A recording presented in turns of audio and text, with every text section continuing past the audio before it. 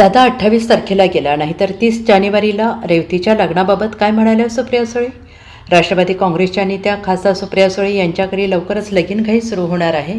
त्यामागचं कारण म्हणजे सुप्रिया आणि सदानंद सुळे यांची कन्या रेवती हिचं ठरलेलं लग्न.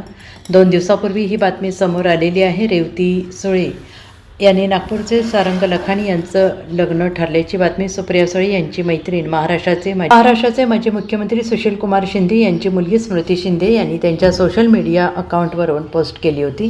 त्यांनी हे जाहीर केल्यावर रेवती प्रकाश झोतात आली. त्यानंतर काल खुद्द सुप्रिया सुळे यांनीच रेवती आणि सारंग यांचे काही फोटो पोस्ट करत लग्न ठरल्याची गुड न्यूज अधिकृतरित्या शेअर केली.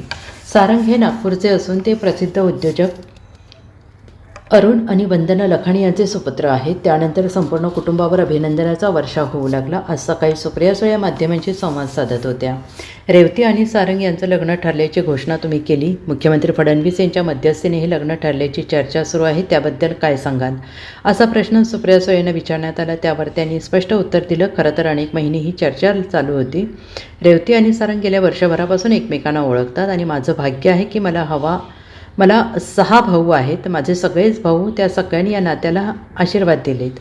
त्यामुळे हे मी माझं भाग्य समजते की दादा असताना हे लग्न ठरलं होतं. खरं तर हे दुर्दैव आहे की दादा आपल्यातून निघून 28 जानेवारी तारखेला गेला, नाहीतर ही घोषणा सगळे फॅमिलीज 30 तारखेला करणार होती, असं सुप्रिया सुळे यांनी म्हटलं आहे. त्यामुळे एकाच गोष्टीचं मला मनापासून समाधान वाटते की दादाच्या आशीर्वादाने हे लग्न ठरलं, असंही सुप्रिया सुळे यांनी नमूद केलं आहे. खरं तर गेले अनेक महिने ही चर्चा चालली होती.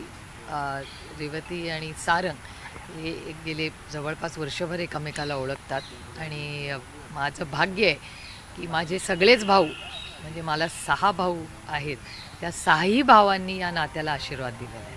त्यामुळे मी माझं भाग्य समजते की दादा असतानाच हे लग्न ठरलं होतं. खरं तर दुर्दैव हे दादा आमच्यातून 28 तारखेलाच गेला, नाही तर ही अनाऊन्समेंट सगळी फॅमिलीच 30 तारखेला करणार होती.